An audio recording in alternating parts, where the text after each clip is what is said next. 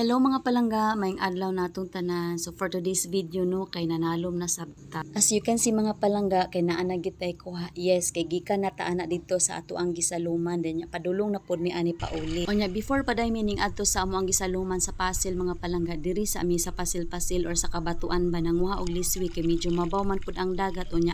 Klaro ra pod kaayo ang kinason kay dili pod kaayo hangin. So namunit sa tadarag kinason nga liswi no. Nya kani siya nga video mga palangga kay tuloy-tuloy na day ato ang voice over ani kay kapoy jud kayo og edit as in. Common nga among makuha sa pagpanalo mga palangga kay kini yung gitawag natog lakob-lakob shell. Kani bang shell nga naa sa bato makuha, kaning shell nga mura pud siya taktakon or buta-buta tan-awon. Unya sa pagkuha ra ba nato ani mga palangga no, kinahanglan mo gamit jud tag hook or panglugit kay og dili ta mo gamit mga palangga grabe kalisod jud kaayo siya kuhaon. Unya sa mga nangutana kung unsay lasa ani, malasahan nato ang pagkatamis nga naa siya medyo pait pero mas naglabi gyud ang katamis sa iyahang unod nga naay pagkatagubko. Unya nahimo na gyud namo ni siyang favorite nga seafood kay lami gyud siya og lasa labi na kung kilawon or adobohon or ini putahe sa imong pagkaluto kay lami man gyud siya og lasa. Unya mas daghan tag makuha ani kung mogamit ta og panglugit og gloves. So mogamit gyud ta og gloves kay ang bato bitaw nga atong hawiran mga palangga ini pangusog na sa pagkuha namon gyud siya murag laway-laway ba nga katul munang nindot kung mogamit ta og gloves para dili dayon direct ang ato ang kamot nga makahikap sa bato. Unya kay mostly ang amo-ama jung pagkaon ani no or pag-prepare ani kay kilaw ra man gyud ganahan man pod mi og kilawon ni kay lami. Pero one time nakaluto ko nga giadobo nako dayon gibutangan ako pansit canton agoy ako ang bibi giganahan jud kay siya og kaon.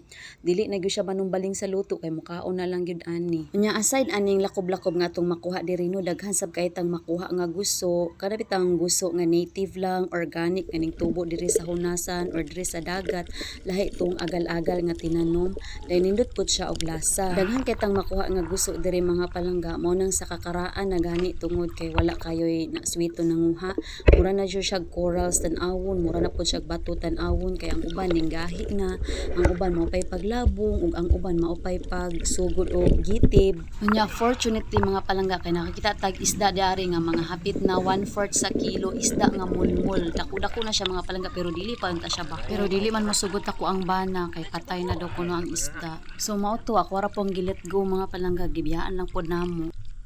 Ay, labay na. Ay, labay na lang eh. Oy, labay na, labay. Ka video? Oh. Naluya na ay.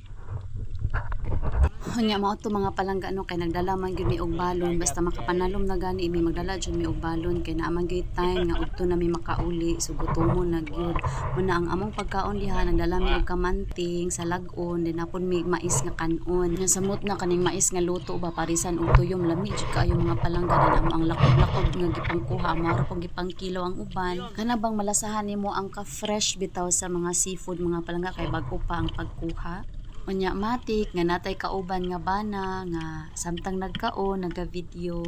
So naabot na mino gikan sa pagpanalom nya mao ni among kuha karon. Natay mga saang ari daghan kay ani ni kadago kay ani ka din. Mao na ni kadaghan na ang ato ang lakob-lakob shell or lakob-lakob shell ato ning adobohon unya.